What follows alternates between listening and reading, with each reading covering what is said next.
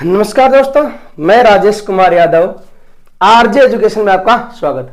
दोस्तों, हमारा जो फिजिकल ज्योग्राफी चल रहा है उसके अंदर हमने अभी चट्टानें पढ़ी थी, उनके प्रकार पढ़े थे और चट्टानों से निर्मित स्थलाकृतियां पढ़ी थी।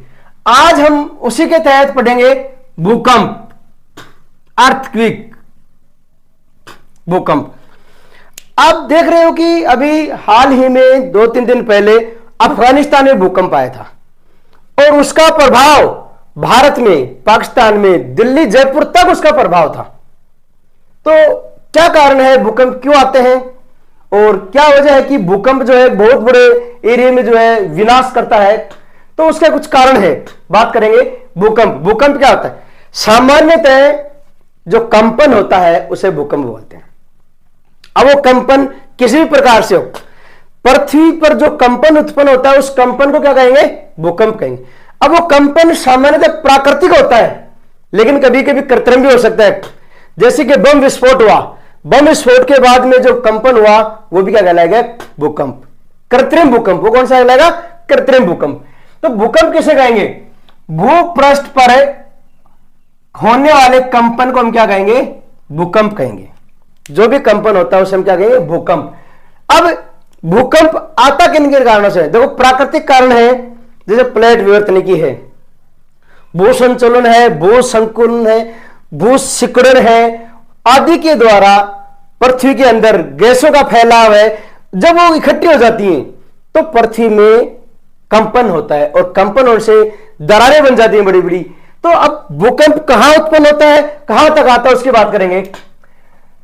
भूगर्भ में जहां भूकंप उत्पन्न होता है उस बिंदु को हमेशा भूकंप मूल या उद्गम केंद्र या फोकस कहते हैं। जहां भूकंप की उत्पत्ति हुई उस क्षेत्र को क्या बोलेंगे? उस क्षेत्र को बोलेंगे भूकंप केंद्र या उद्गम केंद्र। देखिए दोस्तों, दो शब्द हैं, उद्गम केंद्र और अधिकेंद्र। तो ध्यान रखना, जहां भूकंप की उत्पत्ति हुई है उसे बोलेंगे उद्गम केंद्र या भूकंप मूल, और इंग्लिश में बोलेंगे इसे फोकस। और वहां से जब भूकंप धरातल पर आता है, धरातल पर सबसे पहले जहां भूकंप आता है उस क्षेत्र को बोलेंगे अधिकेंद्र या एपीसेंटर। भूकंप केंद्र, एपीसेंटर या अधिकेंद्र। अब देखिए दोस्तों, अंतर, भूकंप उद्गम केंद्र अलग है और भूकंप केंद्र अलग है। भूकंप केंद्र किसे कहेंगे? धरातल पर सर्वप्रथम भूकंप की लहरें महसूस की जाती है उसे कहेंगे भूकंप केंद्र, एपीसेंटर या अधिकेंद्र। और भूकंप उद्गम केंद्र किसे कहेंगे? जहां पर सर्वप्रथम भूकंप उत्पन्न होता है धरातल के अंदर। अब दो चीजें, एक धरातल के अंदर और एक धरातल पे। धरातल के अंदर जहां भूकंप उत्पन्न हुआ उसे बोलेंगे भूकंप मूल, भूकंप उद्गम केंद्र या फोकस। और जब इसकी लहरें धरातल पर सर्वप्रथम धरातल पर महसूस की जाएंगी इसे क्या बोलेंगे? भूकंप केंद्र, भूकंप केंद्र, एपिसेंटर या अधिकेंद्र। तो फोकस धरातल के अंदर और एपिसेंटर धरातल के ऊपर। भूकंप केंद्र धरातल के ऊपर, भूकंप उद्गम केंद्र किसे बोलेंगे? धरातल के अंदर। तो यह बहुत बड़ा कंफ्यूजन होता है दोस्तों, ध्यान रखना। फोकस अंदर होगा, एपिसेंटर ऊपर होगा। हिंदी में याद ना रहे तो दो शब्द याद रख लो, फोकस और एपिसेंटर। प्रश्न अक्सर आता है कि धरातल का वह भाग जहां सबसे पहले भूकंपीय तरंगें महसूस की जाती है क्या कहलाता है? Focus, epicentre. इंग्लिश में याद करो क्योंकि हिंदी में कंफ्यूज जाओगे। तो वह धरातल पर वह स्थान जहां पे सर्वप्रथम भूकंपीय लहरें महसूस की जाती है वह कहलाता है एपिसेंटर अर्थात अधिकेंद्र। और भूगर्भ का वह स्थान, यह वह केंद्र जहां पे भूकंप उत्पन्न होता है उसे क्या कहेंगे? भूकंप उद्गम केंद्र या फोकस। अब बात करेंगे भूकंप के कारणों की। क्या कारण है? देखिए, ज्वालामुखी क्रिया, जहां विश्व के जिन भागों में ज्वालामुखी क्रियाएं ज्यादा होती है वहां भूकंप ज्यादा है, क्योंकि ज्वालामुखी एकदम से विस्फोट होता है। जब विस्फोट होएगा तो कंपन होएगा, कंपन होएगा तो भूकंप आएगा। भूपटल भ्रंश, प्राकृतिक निर्माणकारी शक्तियों के कारण या प्राकृतिक जो क्रिया है तो उनके कारण पृथ्वी के ऊपर भूपटल पर भ्रंश पड़ जाते हैं, वलन पड़ जाते हैं, मोड़ पड़ जाती है, जिसके कारण भूकंप की उत्पत्ति होती है। प्लेट विवर्तने की, यह इंपॉर्टेंट है। कुछ प्लेटें हैं विश्व में जो निरंतर गतिमान है, और जब प्लेटें गतिमान होती है तो प्लेट विवर्तने की वजह से भी भूकंप की उत्पत्ति होती है। जैसे भारत की भारतीय प्लेट है, यूरेशियन प्लेट है, भारतीय प्लेट उत्तर की ओर खिसक रही है। तो अब भूकंप कौन से क्षेत्रों में आते हैं? तो भूकंप दुनिया में सबसे ज्यादा वहां आएंगे जहां नवीन वलित पर्वत निर्माणकारी, अर्थात नवीन वलित पर्वतीय क्षेत्र, वहां जहां अभी भी पर्वत निर्माणकारी चल रही है, जैसे हिमालय पर्वत। तो हिमालय पर्वत भूकंप जोन में है क्योंकि हिमालय पर्वत नवीन वलित है। जापान के अंदर प्लेट टेक्निक की वजह से भूकंप आते हैं, भूपटल भ्रंश की वजह से जापान में भूकंप आते हैं। भूपटल में सिकुड़न, जब कोई चीज फैलती है, सिकुड़ती है तो कंपन होता है, और कंपन होगा तो भूकंप की उत्पत्ति होगी। गैसों का फैला, जब धरातल के अंदर गैसें इतनी मात्रा में इकट्ठी हो जाती है कि जब वो फैलती है तो उनको जगह चाहिए और जगह नहीं मिलती है, तो वहां से भूकंप की उत्पत्ति होती है और धरातल तक एक पूरी दरार बन जाती है।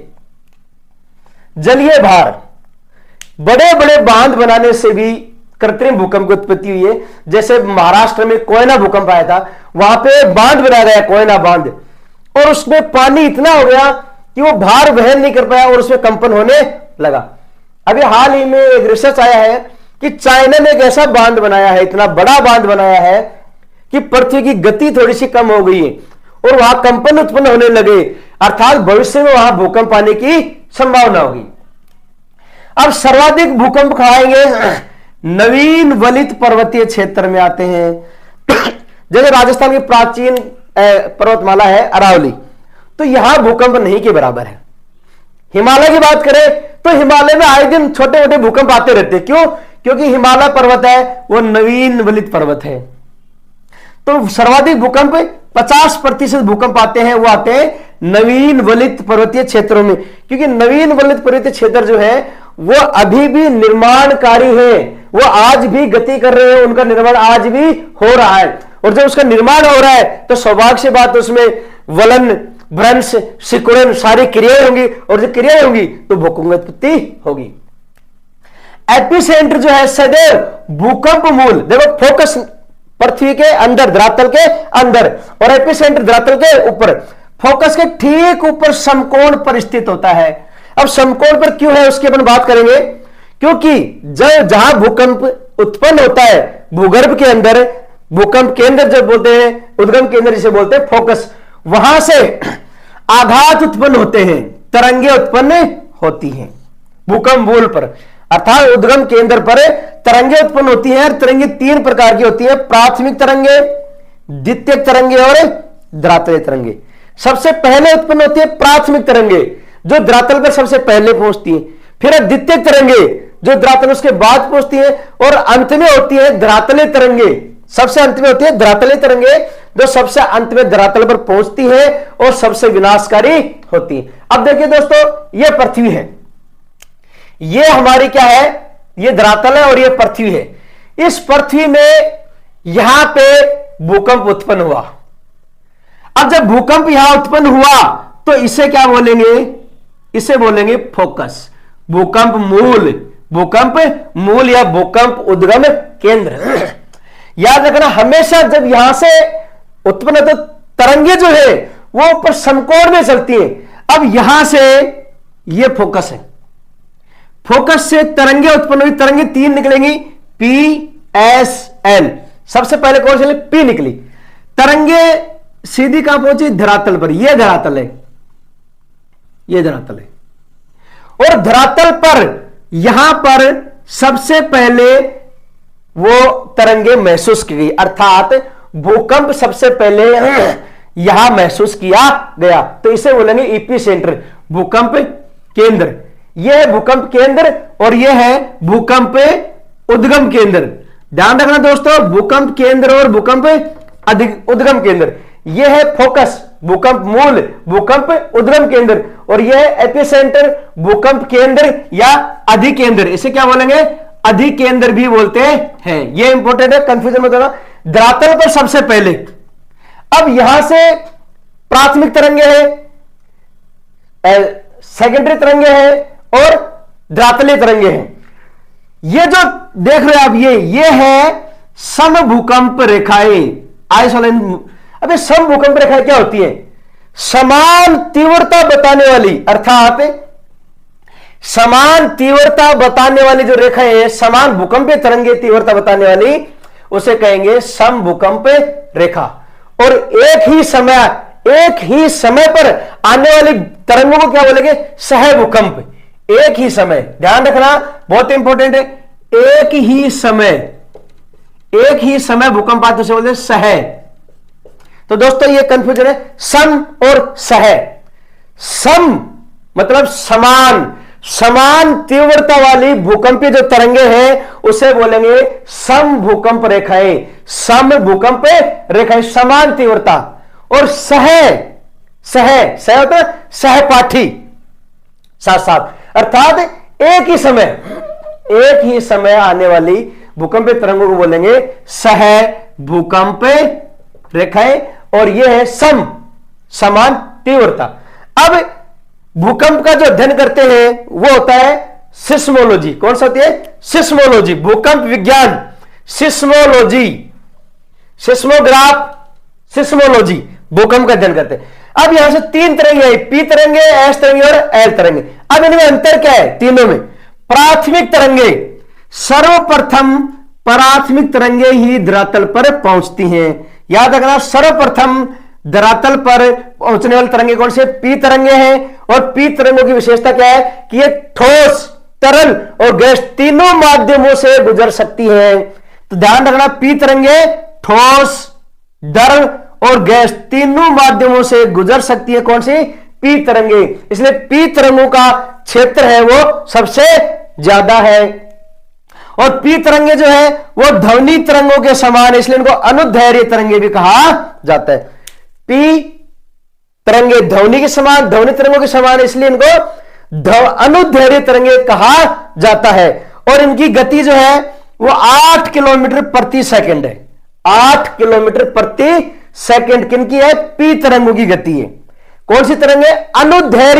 अनुदैर्घ्य ध्वनि। शब्द याद करना है, पी, जब पी की बात हो तो ध्वनि, अनुदैर्घ्य, दो शब्द याद रखना है। और सबसे कम विनाशक है, सबसे कम विनाश करती है। कौन सी? पी तरंगे। पी तरंगों के बाद दूसरी तरंगे उत्पन्न होती है, वो होती है एस तरंगे। एस तरंगों की विशेषता क्या है कि एस तरंगे कभी भी तरल में प्रवेश नहीं करती, तो ठोस से ही गुजरती है। तो जैसे भी तरल आ जाएगा वो मुड़ जाएगी। अभी अपन भूकंप क्षेत्र की बात करेंगे तो उस भूकंप क्षेत्र में आएगा कि जब यहां पे जब तरल आ जाता है तो पी तरंगे ऐसे मुड़ जाती हैं, ऐसे, और एस तरंगे, और पी तरंगे सीधी, क्योंकि पी तरंगे हैं वो तो तीनों में गुजरती है, ठोस, तरल और गैस। एस तरंगे जो है वो केवल और केवल ठोस में ही गुजरती है। तो जैसे ही तरल आएगा एस तरंगे ऐसे मुड़ जाएंगी दोनों तरफ, ऐसे मुड़ जाएंगी। और ये जो क्षेत्र हो जाएगा, ये क्षेत्र हो जाएगा इसका क्या? छाया क्षेत्र। क्या हो जाएगा? छाया क्षेत्र। इसके ऊपर अगले वीडियो में बात करेंगे भूकंपीय छाया क्षेत्र की।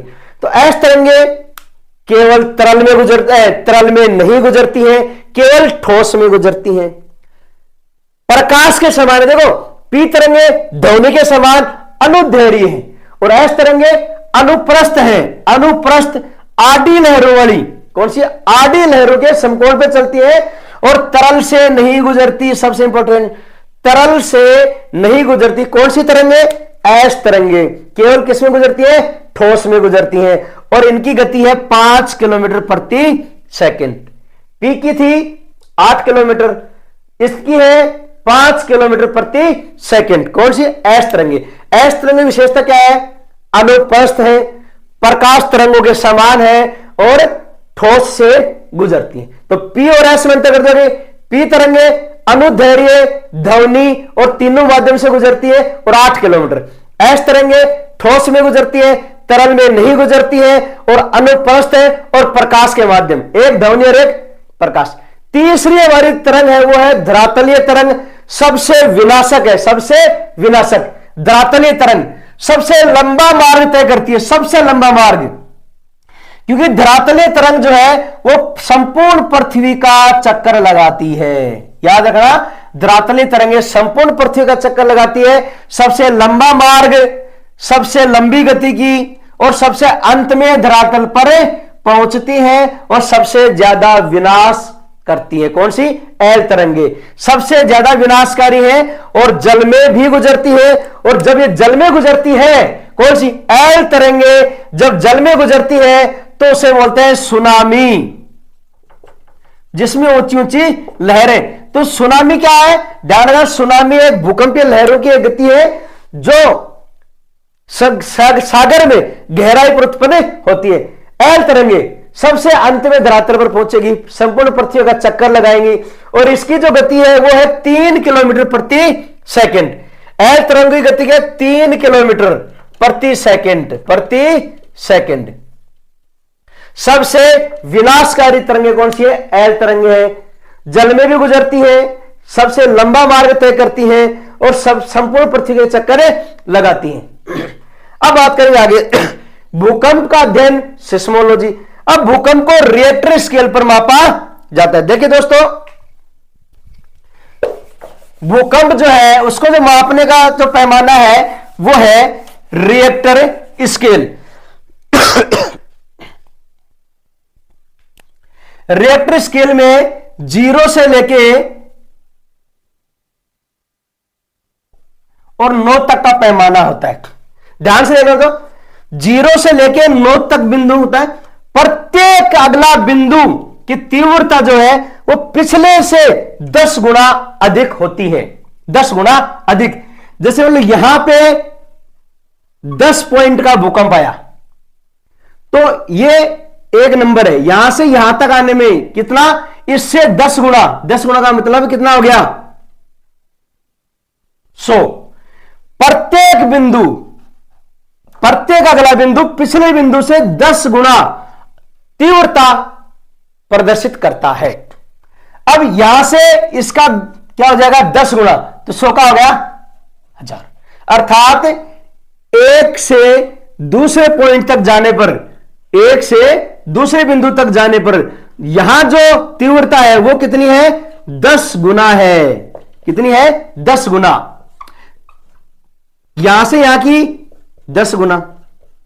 तो एक पॉइंट से दूसरे पॉइंट तक के बीच की जो तीव्रता है वो पिछले बिंदु से 10 गुना है। अगर बात करें एक से यहां तक 10 गुना है, जैसे मान लो ये है, यहां 10 पॉइंट का आया है तो 2 पे कितना क्या आएगा? 10 गुना, 100 पॉइंट का। और इससे ये 10 गुना है, ये 10 गुना डालते, ये जो 10 गुना है वो इससे नहीं, इससे 10 गुना है, तो ये कितना हो जाएगा? 1000। तो अगला बिंदु पिछले बिंदु से 10 गुना शक्तिशाली होता है, शक्तिशाली होता है। और बात करें अगर ऊर्जा की कि ये कितनी ऊर्जा विमुक्त करता है या कितनी ऊर्जा उत्पन्न होता है, तो ध्यान देना 31 गुना ऊर्जा। तीव्रता 10 गुना, 10 गुना तो तीव्रता है, 10 गुना एक पॉइंट से दूसरे पॉइंट तक जाने पर 10 गुना तीव्रता है और 31 गुना ऊर्जा उत्पन्न करता है। 31 गुना ऊर्जा उत्पन्न करता है। तो रिएक्टर स्केल का जो पैमाना है वो 0 से लेके और 9 तक माना गया है, और 0 से 9 का जो पैमाना माना गया है उसकी जो तीव्रता है वो है अगला बिंदु निचले बिंदु से कितना है? 10 गुना, 10 गुना अगला बिंदु पिछले बिंदु से 10 गुना शक्तिशाली होता है। अब बात करेंगे रिएक्टर पैमाने पर कि कौन सा होता है, तो ध्यान से सुनना। 6.1 रिएक्टर, 6.1 रिएक्टर तीव्रता का भूकंप दीवारें गिरा देता है, दीवारों में दरार। अभी आपको ध्यान होगा अभी तुर्की में भूकंप आया था, तुर्की के भूकंप की जो तीव्रता थी वो थी 6.2। इसे बोलते हैं प्रचंड भूकंप, और यह है विनाशकारी भूकंप। 6.1 जो है यहां से तबाही शुरू होती है। 6.1 के भूकंप से दीवारों में दरारें आ जाती हैं और 6.2 का जो भूकंप है वो प्रचंड भूकंप कहलाता है, जिसमें सड़कों में दरार। और 7.1 ये है विनाशक, तबाही। अब देखिए दोस्तों, 6.1 से 10 गुना तीव्रता होगा 7.1।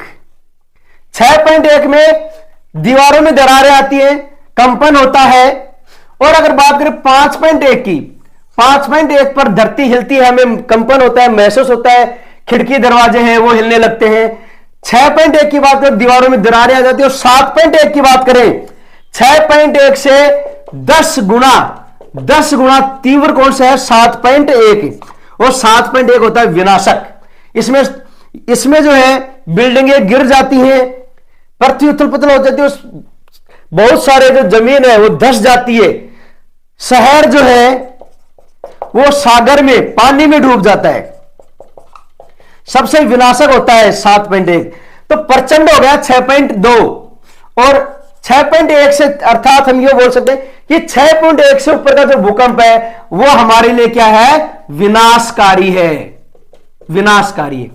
अभी दोस्तों हाल ही में 2-3 दिन पहले अफगानिस्तान में जो भूकंप आया था, वहां का भूकंप था 5.5 का, और दिल्ली में था 5.1 जो महसूस किया गया। तो जयपुर तक इसके झटके महसूस किए गए थे, किसके? भूकंप के। तो भूकंप मापने का क्या है? रिएक्टर पैमाना है। अब अगले वीडियो हम बात करेंगे भूकंप क्षेत्र, कि कुछ ऐसा क्षेत्र है जहां भूकंप नहीं आता, भूकंप की तरंगे नहीं आते, उसके क्या कारण है और कौन सी तरंगे भूकंप क्षेत्र में आती हैं। तो वीडियो अगर अच्छा लगा हो तो सब्सक्राइब और शेयर जरूर करना दोस्तों। धन्यवाद। जय हिंद, जय भारत।